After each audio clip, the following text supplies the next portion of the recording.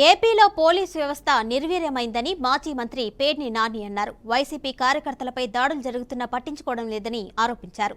కనీసం ఎఫ్ఐఆర్ కూడా నమోదు చేయడం లేదని, దాడి చేశారని ఫిర్యాదు చేస్తే పోలీస్ స్టేషన్కు దాక్కోమని చెప్తున్నారని మండిపడ్డారు.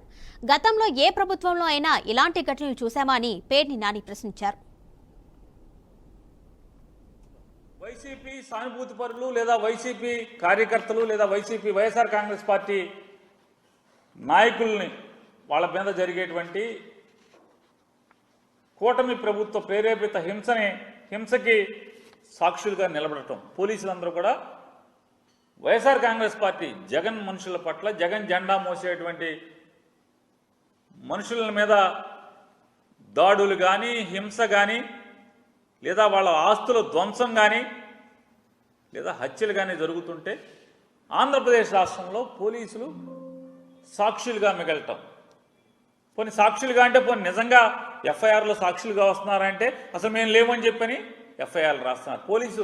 పోలీసు సమక్షంలో అక్కడ హింస జరుగుతున్నా కూడా ఎఫ్ఐఆర్లో ఎక్కడా కూడా పోలీసు మా ముందే జరిగింది, మేము చూసాము సుమ్మటోకి రాయాలి కదా. కానీ దురదృష్టం, రెడ్ బుక్ రాజ్యాంగం, రెడ్ బుక్ ప్రేరేపిత లా అండ్ ఆర్డర్ ఇది. పోలీసులు ఎక్కడా కూడా వాళ్ళు సాక్ష్యం చెప్పరు, వాళ్ళ ముందే మర్డర్లు జరుగుతూ ఉంటాయి.